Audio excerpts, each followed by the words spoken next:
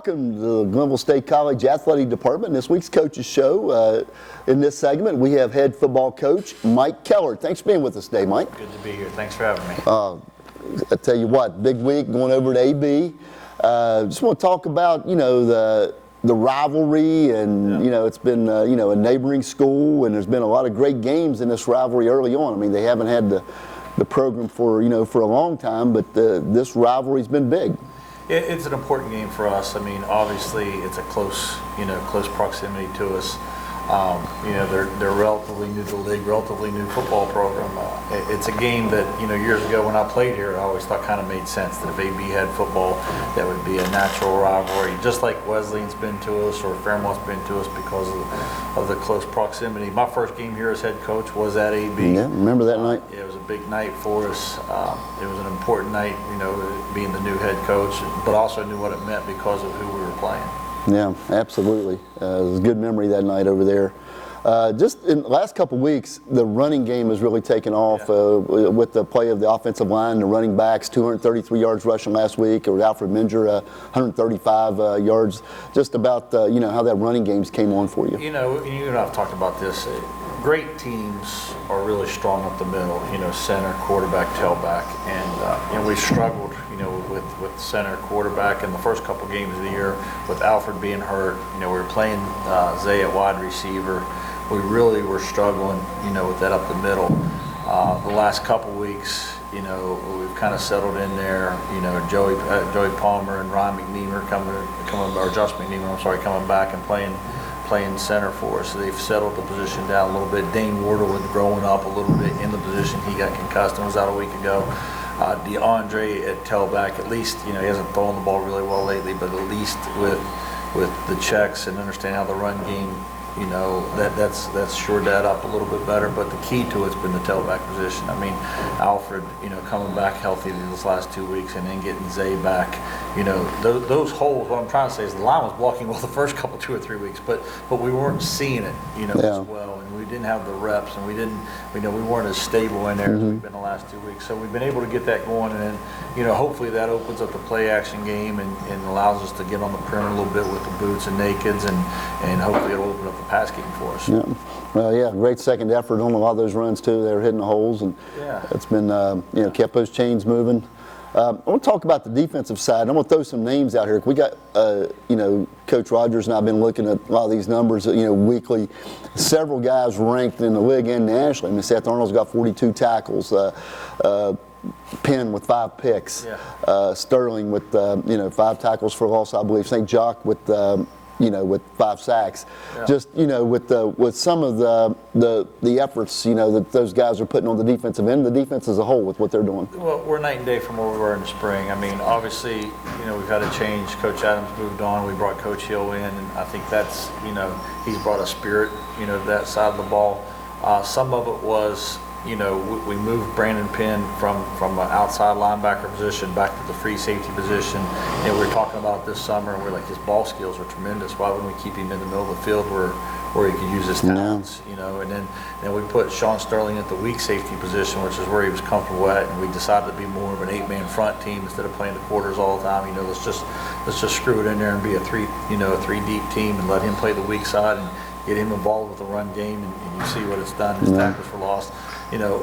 St. Jock was a linebacker, for us in the spring. We moved him to DN because we thought, well, his skill set really isn't reading and reacting. It's more putting on the edge and just let him run and be who he is. And then Seth's a kid who, every conversation we had, we talked about him being one of the top players on our football team, but he was an undersized fullback. He wasn't quite as fast to be a tailback, and we were struggling a little bit at linebacker, and I believe his senior year he was one of the top tacklers in the state in high school football. So, those are 4 guys who we really moved around, and you're seeing it, pay dividends. There's been a lot of good, done within the program, especially on that side of the ball. Well, I tell you, in special teams, Josh Jones has been putting points. He's kicked 9 field goals, 7 the last 2 weeks, and then Avery Book punting is averaging 40.8 yards a punt. He's had 3 kicks over 50 yards. He's put the opponents inside the 25 times. Just, you know, what you're getting out of your special teams right now. Well, obviously we stress it, but we also scholarship a kicker and a punter, which a lot of teams, you know, sort of a lot of Division I teams won't even do, but especially at Division II, you know, Division II budgets are obviously a lot more limited, and be able to scholarship 2 guys. Avery was a kid who we identified a year ago, you know, and he came in and he's a COVID freshman, you know, however you want to look at that. But, you know, he's in his first year playing for us, and he's done a really good job. He was special teams, you know, on our team. We give players of the week. This past week we named him our special teams player of the week because, you know, the McAllister kid for Charleston is such a great returner, and Avery did a good job, you know, hang time, getting the ball out. The kid didn't have any return yards. You know, that was huge for us. Obviously the scheme and the coverage team itself has a lot to do with it, but it really starts with having a good punter. And then Josh, the week before, he was our special teams player of the week, and he was the conference's player of the week. And he's a kid that, you know, we signed out of a junior college this past summer. He's a sophomore, has 3 years left. So, you know, I feel really good about the kicking game moving forward. You know, we got a sophomore and a freshman there who, you know, 3 or 4 weeks ago, a month ago, I was concerned about it because they didn't have a lot of experience, and now they're coming in their own and being some, not just the best players on the team, but the best players in the league. Yeah. I'll tell you, you're playing a lot of young guys. I know you alluded to that with some of the freshmen and sophomores that we have.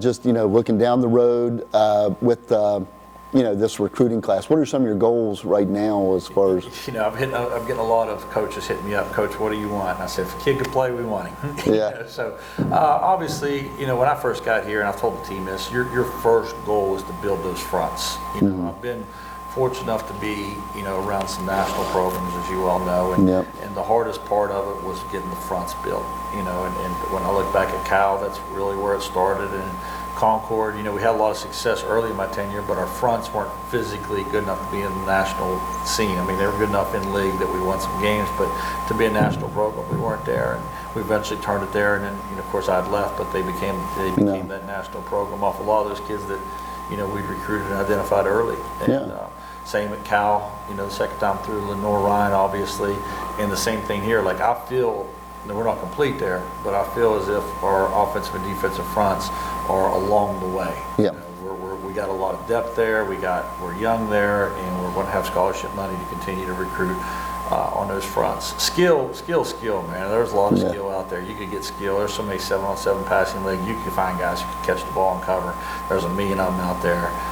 The biggest thing for us, you know, moving forward is really just settling that quarterback position. And I got 2 freshmen who I feel really, really good about, and Corbin Pearson, who's going to get a lot of playing time this last half of the season, and Will Atkins, who's a big kid who can throw it around, and you know, and I'm going to have some scholarship money available to bring in a guy or 2. But that's kind of our final frontier. You know, if DeAndre doesn't hurt his thumb and we got a little bit more consistency, you know, I really feel like we're maybe 3, and you know, we got a 3 or 4 win football team right now instead of being where we're at. But I'm proud of the way the kids are playing and all that. I think it's always darkest before dawn.